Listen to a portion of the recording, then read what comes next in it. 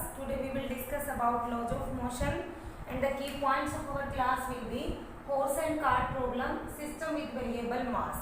Horse and cart problem is totally dependent on the Newton's third law of motion. तो आप इसमें एक application भी समझ सकते हैं न्यूटन थर्ड लॉ की, और इसके अंदर इक्विलिब्रियम ऑफ फोर्सेस भी यूटिलाइज होगा, जो कि मैंने आपको एक्सप्लेन किया था कि नेट फोर्सेस जो किसी सिस्टम के ऊपर एंटर कर रहे हैं they will be equal and opposite to the forces जो किसी सिस्टम को लीव कर रहे हैं.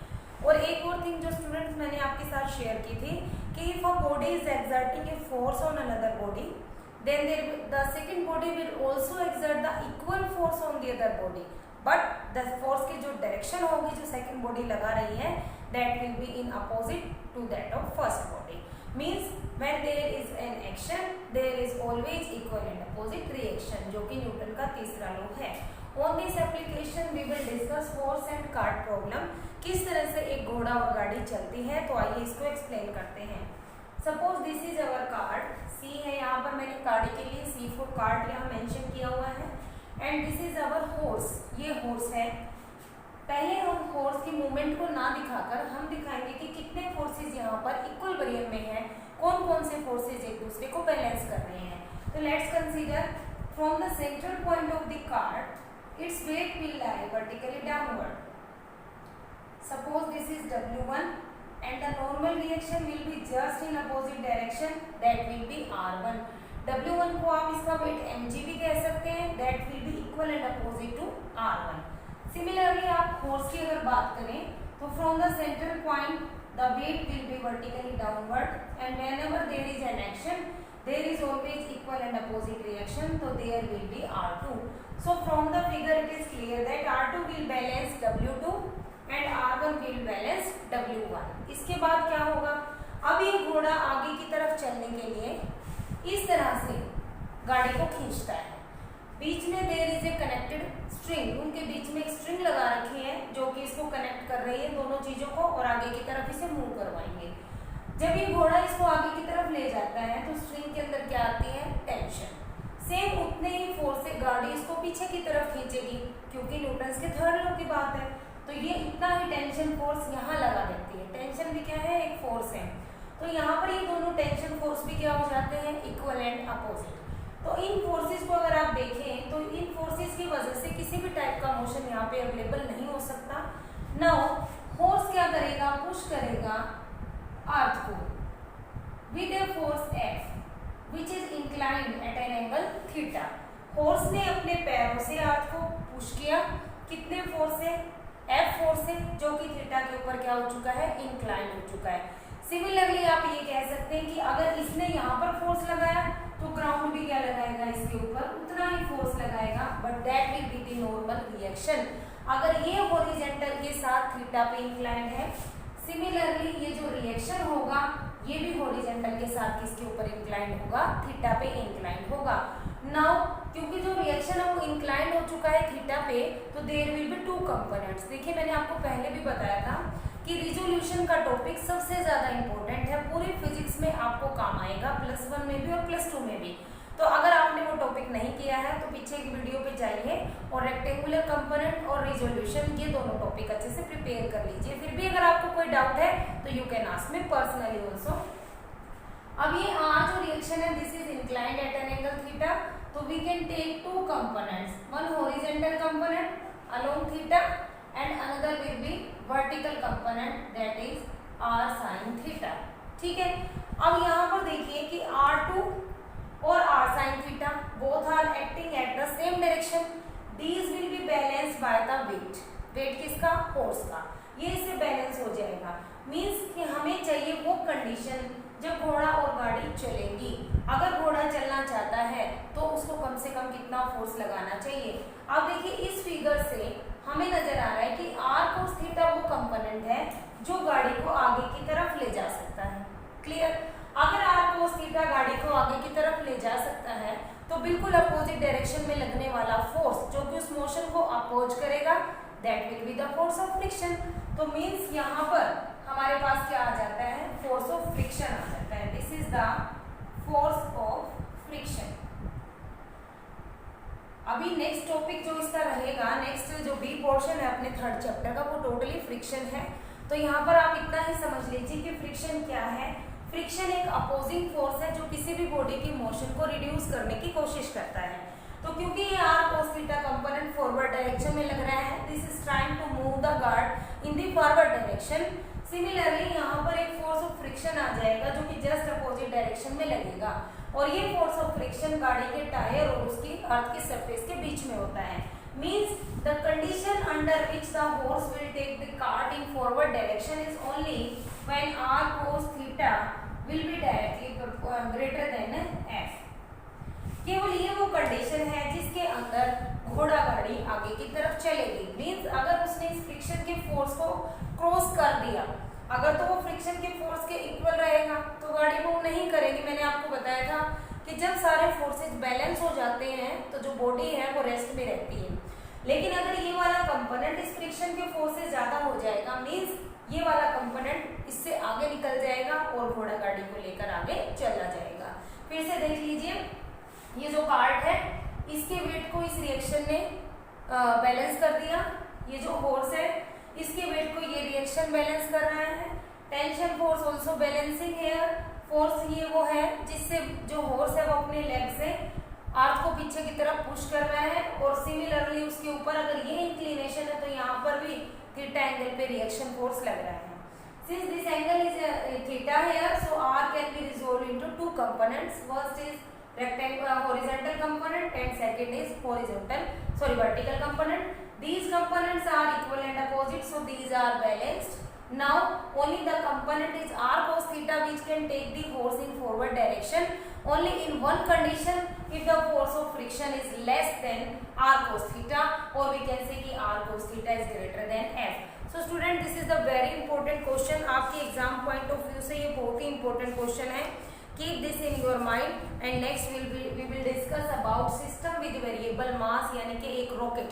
सिस्टम विद वेरिएबल मास का मतलब क्या है, यहाँ पर इसको ऐसा क्यों कहा गया है? क्योंकि जब आप एक रॉकेट को आप रेडी करते हैं, जब आप उसके अंदर एक फ्यूल भरते हैं, एट दैट टाइम वो रॉकेट किस में है, रेस्ट में। उसके अंदर आपने फ्यूल भर लिया, मीन्स अभी रॉकेट का मास प्लस फ्यूल का मास यानी कि कुछ ना कुछ ज्यादा वैल्यू है। कुछ टाइम के बाद जब आपने रॉकेट को फ्लाई करवाया तो क्या होगा कि जो अंदर का फ्यूल है वो बर्न होगा। बर्न होने से जो फ्यूल का मास है that will be reduce, means जो टोटल मास है उसके अंदर रिडक्शन आएगी।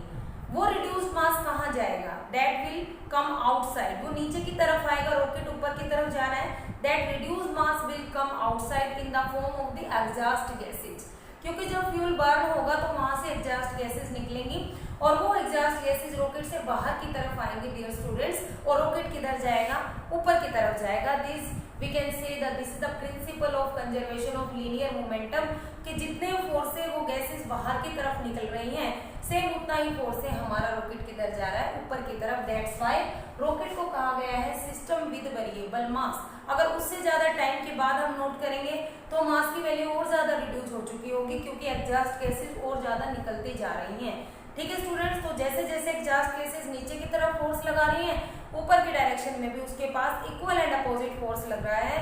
Same dependent on the Newton's third law of motion की action and reaction are equal and opposite. So let discuss a system with variable. Now we will discuss the system with variable mass. ये थोड़ा सा theoretical portion मैंने यहाँ पर note कर लिया है ताकि टाइम की वेस्टेज से बचा जा सके और आप इसको साथ के साथ नोट भी कर पाए। तो देखिए, ये जो हमारा सिस्टम है, ये यहाँ पर हमने रॉकेट के 3 केस कंसीडर किए हैं। ये कोई 3 रॉकेट नहीं है, ये 3 कंडीशंस है रॉकेट्स की।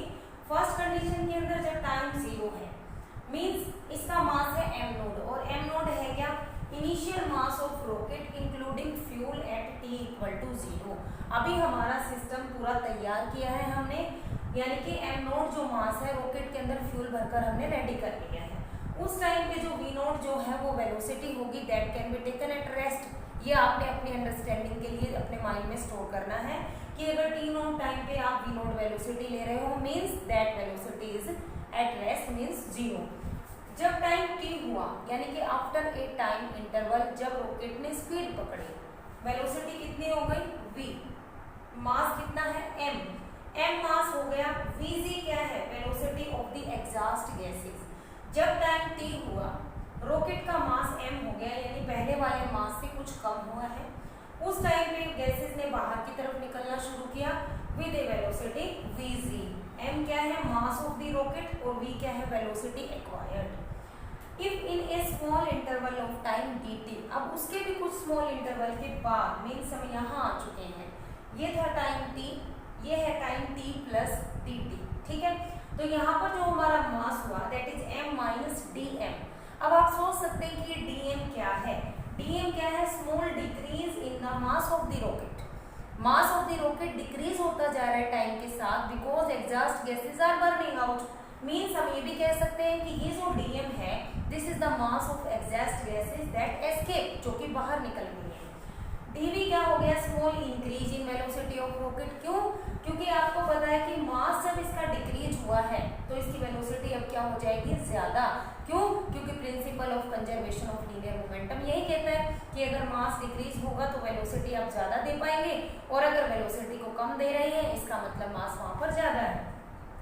What is vg, velocity of exhaust gases with respect to अर्थ।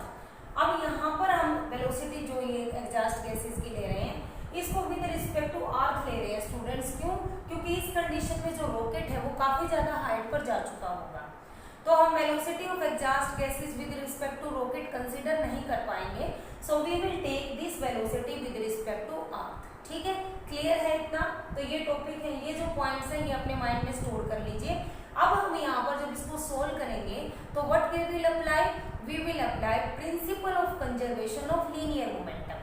तो ध्यान से देखिए कि अगर मेरा ये फर्स्ट केस है तो यहाँ पर मोमेंटम जीरो रहने वाला है बिकॉज अभी तक लैंडिंग यानी कि अभी तक आपने रॉकेट को फ्लाई नहीं करवाया। इस केस में जैसे ही कुछ ना कुछ उसने वेलोसिटी एक्वायर की है तो आपका मोमेंटम बन जाएगा m into v, means this will be our initial momentum. ठीक है, ये हमारा इनिशियल मोमेंटम रहने वाला है। फाइनल मोमेंटम इसके अकॉर्डिंग होगा और वो क्या होगा, this will be the mass and this will be the velocity, means product of these two. Plus में ये वेलोसिटी भी तो नीचे की तरफ निकल रही है, ठीक है, बट इस वेलोसिटी को आप नेगेटिव लेंगे। क्यों, क्योंकि rocket is going upward and this velocity is vertically downward, तो आप इस वेलोसिटी को नेगेटिव लेंगे और मास कौन सा लेंगे, ये डीएम मास, जो कि एग्जॉस्ट गैसेज का मास है। ठीक है, क्योंकि जब आप इसका मोमेंटम लेंगे, इसका मोमेंटम तो आपको नजर आ रहा है मास इनटू वेलोसिटी, और जब आप यहाँ का मोमेंटम लेंगे तो यहाँ जो मास रिलीज आउट हुआ है मींस dm, उसके साथ उसकी वेलोसिटी लेंगे कि वो किस वेलोसिटी से रिलीज आउट हो रहा है and that velocity will be taken as negative. ठीक है, तो चलिए इसको करते हैं, अप्लाई करेंगे principle of conservation of linear momentum. Very important topic है स्टूडेंट, ये भी काफी बार एग्जाम में पूछा गया है। We will use here principle of conservation of linear momentum. Many of the application you can take out, बहुत सारी एप्लीकेशन आपको मिलेंगी principle of conservation of linear momentum की। ये हमारे ऊपर डिपेंड करता है कि हम कितने केसेस को पढ़ते हैं, कितने केसेस को रीड आउट करते हैं और कितने केसेस को समझते हैं और कितने को अपने माइंड में स्टोर करके रखते हैं। This all depend on the practice. ठीक है, तो principal of conservation of momentum लगाया मैंने यहाँ पर, तो बिफोर फ्लाइंग यहाँ तो कुछ नहीं था, यहाँ तो जीरो है। मैंने इसको लिया first case m into v, this is the linear momentum before exhaust gases के लिए आप कह सकते हैं this will be equal to principle of conservation of linear momentum कहता है कि linear momentum before and after क्या रहने वाली है, सेम रहने वाली है। तो इसका linear momentum mass into velocity plus dm मास जो रिलीज आउट हो रहा है कितनी वेलोसिटी से, माइनस ऑफ vg वेलोसिटी से। ठीक है, तो इनको सोल्व कीजिए, m into v minus dm into वी plus m into dv minus dm into dv minus dm into vg।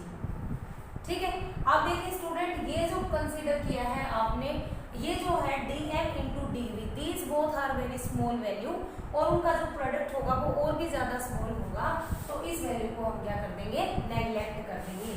mv से mv हमारा कट हो जाता है, means we are left with minus dm into v plus m into dv minus dm into vg। vg क्या है यहाँ पे, velocity of exhaust gases. Taking this factor, एक साइड प्लस के कर लेते हैं, एक साइड माइनस के कर लेते हैं। तो अगर मैं ये माइनस वाला इकट्ठा करूं, dm और dm इसमें से कॉमन भी बन रहा है, माइनस dm मैंने बाहर ले लिया, अंदर रहेगा v प्लस वीजी और इधर आके ये बन जाएगा माइनस एम डी वी, फिर ये कैंसिल हो जाएगा, M D V will be equal to D M v plus m vg। इस इक्वेशन के पास हम पहुंच जाते हैं, इसको आप कह सकते हैं this is the equation number first. अगर आपने इसको प्रोवाइड किया है तो this can be the equation number second. Now we are left with M D V is equal to D M v plus m vg।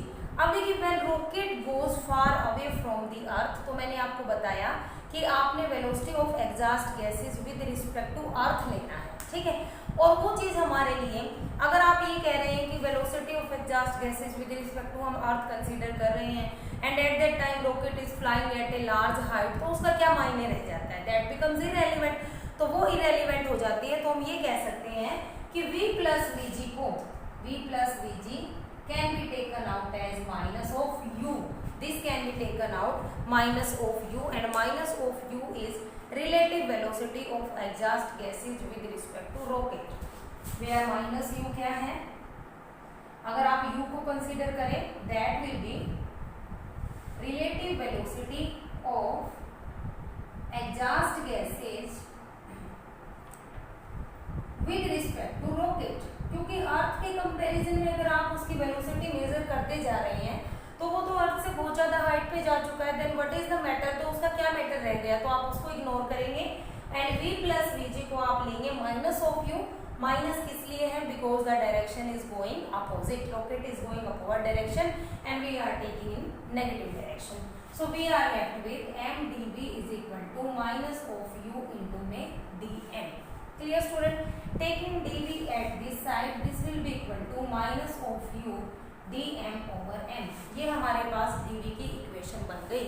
If we want to velocity calculation, तो आपको integration करना पड़ेगा दोनों side. Integration का मतलब sum up करना पड़ेगा। Sum up करने का मतलब है कि dv का इंटीग्रेशन v हो जाएगा, आपके पास वेलोसिटी निकल कर आ जाएगी। लेकिन उसकी लिमिट कहाँ से कहाँ रहेगी वो देखिए।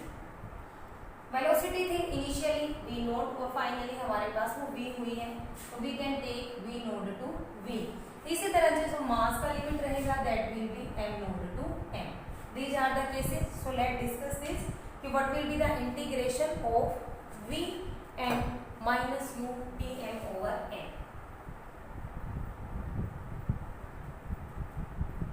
dv का इंटीग्रेशन जैसे कि मैं आपको बता रही हूँ that will be v and these are the limit v naught to v।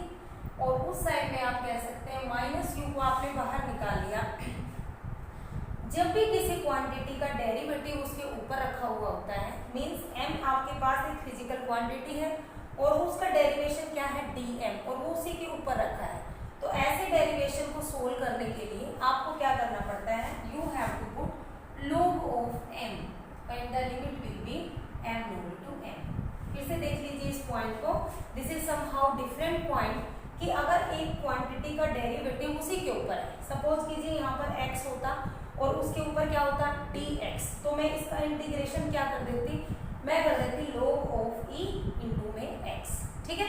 log of e into में x और लिमिट कहाँ से कहाँ रह जाती, m नोट टू m में रह जाती, ठीक है। तो यहाँ पर इसको सोल्व कर लीजिए, अपर लिमिट माइनस लोअर लिमिट, बस इसका तो ये हो गया माइनस u। अब यहाँ जब आप लिमिट पुट करेंगे अपर लिमिट माइनस लोअर लिमिट, अगर मैं इस माइनस को प्लस करना चाहती हूँ ऐसे, तो अंदर वाले फैक्टर्स को चेंज कर दीजिए, ये प्लस का कर दीजिए और इसको माइनस का कर दीजिए, ये भी एक लोगरिथम फंक्शन होता है। Now we can say u यहाँ पे है log of a minus log of b, this can be written as log of a over b।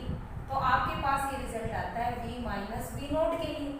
What will be v, v will be equal to u log of e m naught over m plus m v note.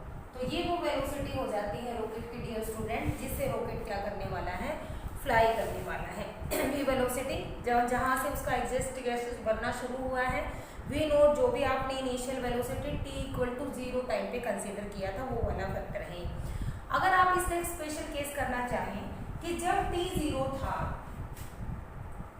when t was 0, तो v note भी क्या था हमारा 0 था, ठीक है। तो velocity component क्या बन जाएगा, v will be equal to u log of e m naught by m। तो आपके पास ये आ जाएगा वेलोसिटी कंपोनेंट। जब आपने टाइम को क्या कर देना है 0 मीन्स, क्योंकि हमने अभी कंजर्वेशन ऑफ लीनियर मोमेंटम के अंदर जो फर्स्ट पोर्शन डिस्कस किया था उसके अंदर हमने कहा था कि एट रेस्ट की पोजीशन यहाँ पे डिक्लेयर करनी है t इक्वल टू 0 पे। तो अगर वो कंडीशन आप यहाँ अप्लाई करते हैं तो we will get the result, this means rocket is flying with this velocity. ठीक है, now we will calculate thrust on the rocket. उससे पहले फिर से एक बार इसको देख लीजिए, इक्वेशन क्या बनने वाली है, दैट इज mv एक टाइम t के ऊपर, और जब टाइम t प्लस dt हो जाता है तो मास रिड्यूस होकर वेलोसिटी इंक्रीज हो जाती है। जितना मास रिड्यूस होगा उसकी वेलोसिटी ये होगी, और नेगेटिव डायरेक्शन इसलिए क्योंकि दोनों की डायरेक्शन अपोजिट है, सो यहाँ पर आपने नेगेटिव वैल्यू को पुट किया है। इसको सोल्व करके ये स्मॉलेस्ट फैक्टर है, इसको कैंसिल आउट कर देंगे, we are left with this, then v plus vg का यहाँ पर कोई मायना नहीं रह जाता when rocket is at a particular height. तो इन दोनों को नेग्लेक्ट करते हुए यहाँ पर माइनस u रख देंगे। u का मतलब है velocity of rocket with respect to exhaust gases. ठीक है, तो यहाँ पर आपने माइनस u कर दिया, taking this equation like this, dv है उसे आपने v फाइंड आउट करना है, तो you have to integrate the formula. आपने इंटीग्रेशन दोनों तरफ अप्लाई कर दिया। नाउ dv का इंटीग्रेशन v हो जाएगा, then upper limit minus lower limit, और जिस भी फैक्टर का डेरिवेटिव उसके ऊपर रखा हुआ है तो उसके इंटीग्रेशन का क्या फॉर्मूला है कि u will put u log of n। ठीक है, तो इस तरह से आप इस फैक्टर पे पहुंच जाएंगे। log of a minus log of b जहां पर होता है उसको आप लिख सकते हैं log a over b। Similarly log of a plus log of b जहां पर हो उसको आप लिख सकते हैं log a इंटू b। इस तरह से ये चीजें चलेंगी। मैंने आपको पहले वीडियो के अंदर डेरिवेशन और इंटीग्रेशन के कुछ कंसेप्ट आपको समझाए भी थे, तो उनके ऊपर फोकस कीजिए, वहां से आपको ये रिजल्ट फाइंड आउट हो जाएंगे। फिर भी अगर आपको कोई डिफिकल्टी है तो you can ask me. Now we will find out thrust on the rocket. Thrust आपने पढ़ा हुआ है कि जब भी कोई फोर्स किसी बॉडी के परपेंडिकुलर लगेगा तो उसको आप क्या कहेंगे, थ्रस्ट कहेंगे। You can say this up thrust on rocket. We know that rocket is going in upward direction and the exhaust gases are removing in the downward direction. And similar case के अंदर जो exhaust gases हैं they are exerting a upward force on the rocket. That upward force is known as upthrust on rocket. Now we have to find out upthrust on rocket. जाइए उस equation के पास जहां हमने निकाला था mdv is equal to minus u dm. This is the very important equation, mdv is equal to minus u dm. Divide करेंगे इसको both side with dt। हमने इसको दोनों तरफ dt से डिवाइड किया अपनी तरफ से, dv by dt change in velocity upon time, this is acceleration. तो we can say m into a, this is minus u dm by dt. And what is m into a? This is force. So force is equal to minus u dm by dt. So student, this is the upthrust that is filled by the rocket when going in upward direction. तो यहाँ तक अपने third chapter का ए portion complete हो जाता है। Next chapter जो इसका नेक्स्ट पोर्शन रहेगा दैट विल बी फ्रिक्शन, जो कि नेक्स्ट वीडियो में आपसे डिस्कस किया जाएगा। तब तक आप इस पोर्शन को अच्छे से कीजिए। इनके न्यूमेरिकल क्वेश्चन जैसे जैसे आपको टॉपिक कराते जाते हैं, कम से कम जो सोल्ड न्यूमेरिकल क्वेश्चन आपके पास हैं वो आप साथ के साथ करने की कोशिश कीजिए, क्योंकि practice makes a man perfect. जितना आप प्रैक्टिस करेंगे उतना ही आपको चीज़ें समझ आएंगी। रट्टाफिकेशन बिल्कुल भी नहीं करना है, क्योंकि अगर आप रट्टाफिकेशन करेंगे तो फिजिक्स आपको कभी भी समझ में नहीं आएगी। ठीक है स्टूडेंट्स, हमें मार्क्स का पीछा नहीं करना, हमें एक्सीलेंस का पीछा करना है। And if you follow the excellence then surely marks will fulfill you. तो इस बात के ऊपर अपना पूरा कंसंट्रेशन दीजिए और चीज़ों को समझने की कोशिश कीजिए। मिलते हैं नेक्स्ट वीडियो में, तब तक के लिए stay safe, stay home. Thank you.